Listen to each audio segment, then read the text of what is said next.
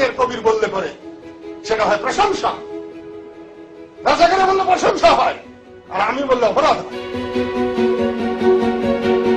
যে কোনো ব্যবসা করতে গেলে আমাদের একটা ট্রেড লাইসেন্স আছে, তো ওয়াজকারীদের কি কোনো ট্রেড লাইসেন্স আছে? তারা যে ধর্মের নামে ব্যবসা করছে, ওয়াজের নামে ব্যবসা করছে।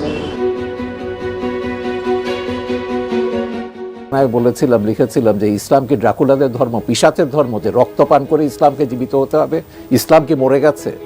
তো এরা ইসলামকে ডেমোনাইজ করে। এই যে উন্মত্ততা তৈরি করছে ওহাবিবাদ তরুণদের মাথার ভেতরে একটা অন্ধকার জায়গা তৈরি করে দিয়েছে। এই তরুণদের কোনো ঠিকানা নেই, এই তরুণদের কোনো আত্মপরিচয় বলে কিছু নেই। এরা তো একটা এজেন্ডা নিয়ে কাজ করছে, বাংলাদেশকে পাকিস্তান বানাবার এজেন্ডা। ৭৫-এর পর থেকে এই এজেন্ডা তারা চালিয়ে যাচ্ছে, বিভিন্নভাবে, রাজনৈতিকভাবে একভাবে করছে, সংস্কৃতির ক্ষেত্রে একভাবে করছে, শিক্ষার ক্ষেত্রে একভাবে করছে।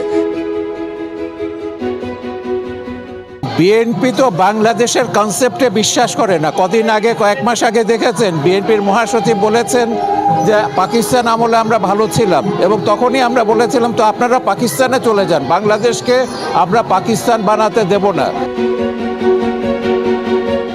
একটা মৌলবাদী সন্ত্রাসীকে দেখেছেন যে এই যে আব্বাসীর কথা যে বললেন, এদের কাউকে গ্রেফতার করতে আমরা ১১৬ জন ওয়াজকারীর তালিকা আমাদের শ্বেতপত্রে দেওয়া হয়েছে।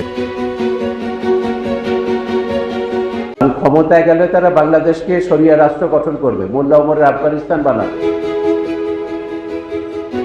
হ্যাঁ, রাষ্ট্রধর্ম ইসলাম কবে আমরা বাতিল করতে পারবো আমরা জানি না, এর জন্য হয়তো এক জেনারেশন চলে যাবে, আমাদের আরো এক জেনারেশন চলে যাবে, কিন্তু সাময়িক তো কতগুলো পদক্ষেপ নেওয়া যায়, আসল কতগুলো পদক্ষেপ সরকার নিতে পারে।